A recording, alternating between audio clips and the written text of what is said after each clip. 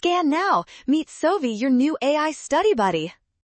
Job search websites look simple, but this question is really about unemployment types, and you can solve it fast by tracking what better matching changes.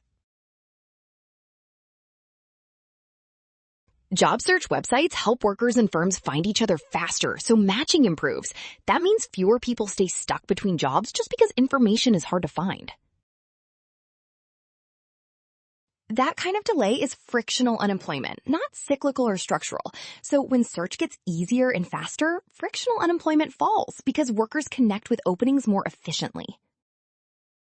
Since frictional unemployment is part of the natural rate, lowering frictional unemployment also lowers the natural rate of unemployment. That points straight to option B. Well done! Option B. Scan now. Trap, rushing past unemployment types. Rule, trust the effect given and check the chain to lower natural unemployment.